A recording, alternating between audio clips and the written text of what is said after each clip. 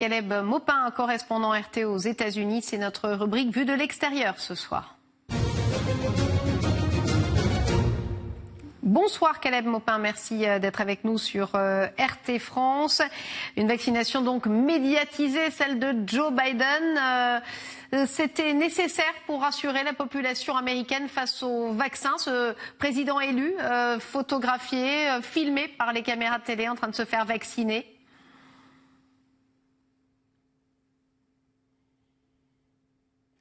Beaucoup de personnes aux États-Unis sont sceptiques concernant le vaccin, sont inquiets qu'il pourrait y avoir un danger pour leur santé.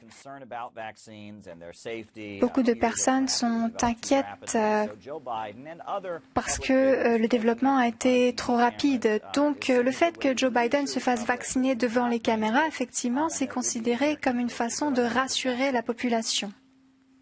Alors, Joe Biden a remercié les scientifiques qui ont rendu la vaccination possible, mais aussi l'administration Trump pour sa, je cite, contribution.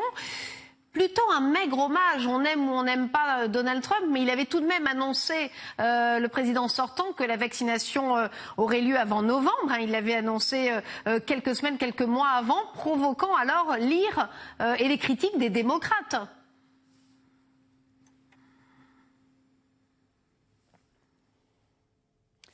En effet, je pense que Joe Biden, en ce moment, essaye de souligner qu'il veut réunifier le pays, qu'il veut guérir les plaies souffertes sous le mandat de Donald Trump.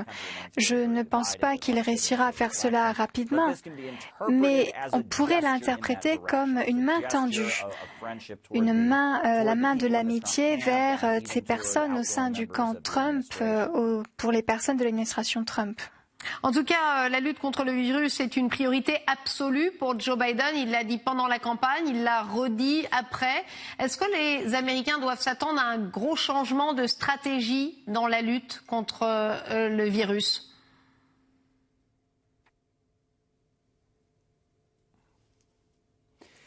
Joe Biden promet qu'au cours de ses 100 premiers jours en poste, il changera la situation. Il parle de l'obligation de porter le masque. Il dit que ce sera le gouvernement fédéral qui gérera la situation. Mais il y a quelques instants, il nous a assuré que le pire reste à venir. Il y aura plus de décès, plus de souffrances. La situation ne va pas s'améliorer immédiatement. Beaucoup de difficultés restent à venir. Vous dites que ça sera pire plus tard, c'est ce que dit en tout cas, prévient Joe Biden.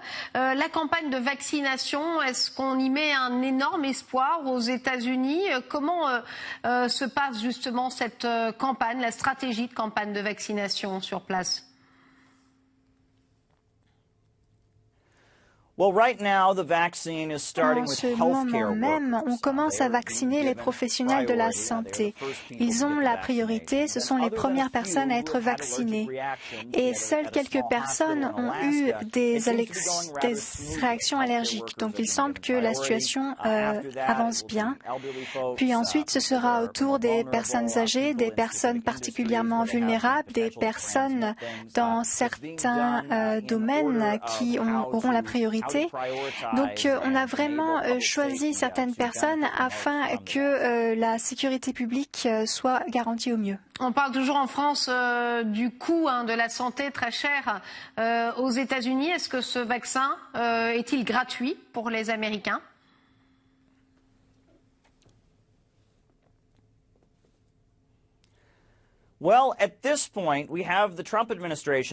L'administration Trump a promis que le vaccin serait gratuit, que personne ne devrait payer pour le recevoir.